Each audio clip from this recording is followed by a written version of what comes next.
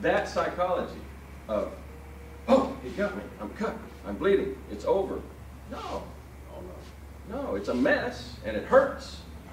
And you might not have the capability in that hand that you had a second before, but it's not over. And don't play like it is, because if you do play like it is, then when it really has happened to you, you might think so. What you want is the attitude that it's never fucking over until you're dead. That you keep coming back for everything you can, surviving and scratching and clawing forever. Never say die. With everything you've got. When it's survival, it's not a game of dancing with a knife. It's a game of, you got to get whatever difference you can, as fast as you can, and live through everything you can, as long as you can. With no sense of win-loss. I think winning and losing become a real insane thing in our world, because we live in the fight paradigm where Tories are the thing, where everything's about a duel, and we're going to duel, and you're going to win, and I'm going to lose. And we forget about surviving the predator. And the predator is not a win-lose, it's just fucking survival. And that, again, Uke. Uke is the one that learns to survive. Tori learns to be cool and do all the cool Tori things in the world, but Uke is your survivor. And when we invest in Uke like it's a loser, like, oh, I'm losing, I fell down, boom, I got cut, I'm losing. And not like the resilient badass that it is, because Uke has a lot of power and a lot of potential. That resilience only comes out of Uke, that I think. If you took two guys, I said it yesterday, you take two guys and you take them to day one of training, and one guy gets to only do Uke, and one guy gets to only do Tori, and this one never gets to fall down or do any kind of receiving energy. They're just doing Tori. They're doing, by the numbers, grab the wrist, twist the thing, hit him in the face. And the other guy gets to do nothing other than get grabbed and twisted and thrown and drop on his head and get up all the time. At the end of the year, you put them both in a real life or death deal, my money's on the Uke guy. He's going to be really pissed off. He may be very pissed off, but he's also going to have the resilience to actually have read and felt all this energy moving through him and know what to do with it.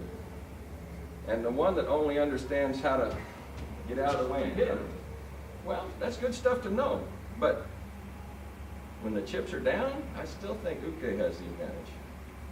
I think having both is great, that we train in a way that balances both ideas is awesome.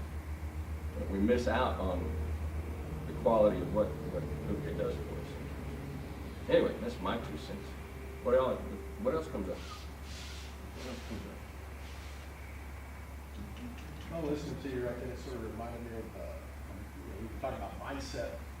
Just a little bit of difference between thinking about winning versus thinking about not losing. Not losing. Hell of a lot better. A lot different idea here than how things come out. Sure. Just some food for I thought. noticed when I was working with Russell over here, what you said, Kyle, about getting into a rhythm really easily and becoming predictable. One nice thing about the TKD and all the punch kick stuff is that concept of broken rhythm. Because if you feel dun dun dun dun, and all of a sudden you're like, no, I don't do dun dun dun dun dun, I go dun dun dun. Right. And you break it up, you get a much better. You get a much more dynamic response out of the guy doing the bad thing. Sure. Yeah. Sure. But you have to have. We do a lot of rhythmic dancing in what we do, both in the Aikido and the Judo, and there's a lot of. And you can go on forever doing that. And the first guy to go is probably going to cause something to happen. Might be bad for him. It's called cutting ki. There's a flow of ki that's going on, and in the midst of it, as it's built up a rhythmic, predictable pattern, you break it. You'll use a pulse, whether the pulse is like a lightning strike or a touch or a pop. But you basically break the rhythm with a pulsing activity of some kind. Break the mirror. And yeah, it busts it all loose. Very apt. Very apt. Everybody understand? Has everybody done that? You've all felt that and done that? Blank stare? No, I've never done it. You never done it? Okay. Well, we're here with Brian, and we've got one of these damn things going. Just forward. Yeah. We got a thing. and our feet are together, and our hands are together, and it's rising and falling. And somewhere in there, he just takes it off and snaps back. Or somewhere in here, just dribble the basketball thing. Like we talked about yesterday when we had the bridge. And you have a bridge and you just relax a little bit and then but just about the force of bouncing a basketball, you bop, bop. Same thing. You establish rhythm and change it. And he has to eat the change. No, those push games guys do. They Yeah. establish rhythm for a while and then. Right. You get the yeah, boom boom. And popping in, I'm popping in. Yeah. But we start with just circulating down. Exactly. Exactly. That's fairly easy to do. The basic change, even if you're out here at length, is you just let your unbendable arm go in and compress it. See, I'm unbendable arm, I'm not unbendable arm, now I'm just bopping it. Just a little, about like a basketball. Do it to me. No, just first let it off. Then. Enter your center. Bring your center. No. Bend your arm. Bring your center in. Now pop. There you go. So the center penetrates to deliver the energy. It just delivers it later in a small percussion like that. If you stand out at your arm's length and you just bend your arm, you don't get the effect. So the center has to come in. There you go. Hell yes. Cool.